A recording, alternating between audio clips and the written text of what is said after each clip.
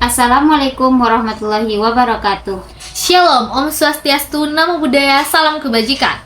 Perkenalkan, saya Winda Francisca dengan NIM 24042262. Saya Derisa Putri dengan NIM 24042173. Kami adalah partner dialog tanya jawab terkait mata kuliah Sistem Informasi Administrasi. Nah, pada tanya jawab kali ini kami akan membahas materi 10, yaitu Sistem Manajemen Berbasis Data. Nah, di sini kami punya 8 pertanyaan yang mana nantinya masing-masing kami akan silih berganti untuk bertanya jawab. Dan teman-teman, 8 pertanyaan ini akan kami bahas secara mendalam. Nah, jadi jangan lupa nikmati dan stay tune. Apa itu basis data menurut modul dan mengapa penting memahami definisi ini? Basis data adalah kumpulan data yang saling berelasi dan diorganisir secara khusus agar mudah diakses, dikelola, dan digunakan.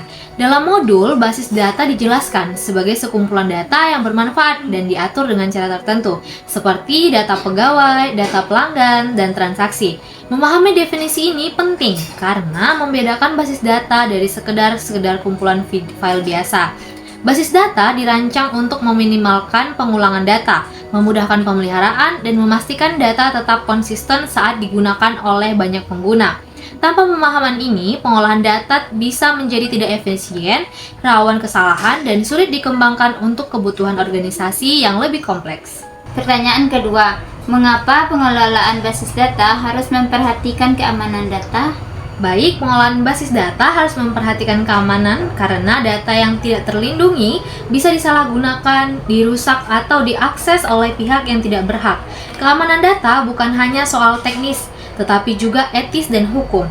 Kebocoran data bisa merugikan individu, organisasi, bahkan masyarakat luas.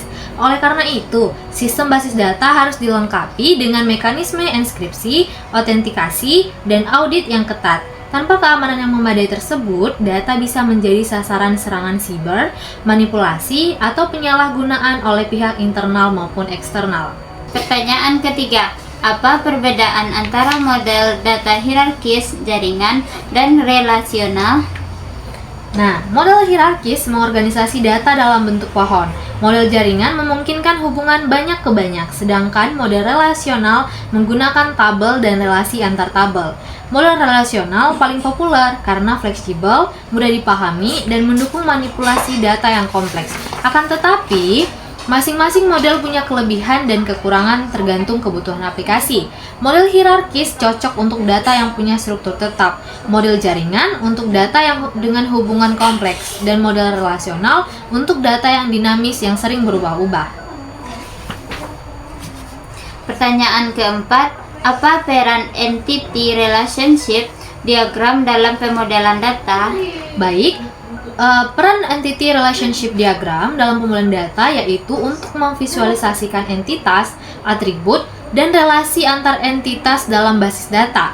ERD membantu pengembangan memahami struktur data secara visual, memudahkan komunikasi antar tim, dan memastikan desain basis data sesuai dengan kebutuhan.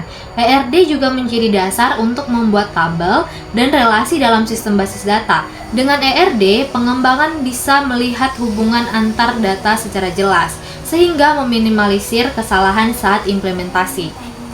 Pertanyaan kelima, apa yang dimaksud dengan primary key dan foreign key? Baik, primary key adalah atribut unik yang membedakan setiap entitas dalam tabel, seperti NIP pegawai. Foreign key adalah atribut yang menghubungkan dua tabel, seperti kode penerbit yang menghubungkan tabel penerbit dan buku.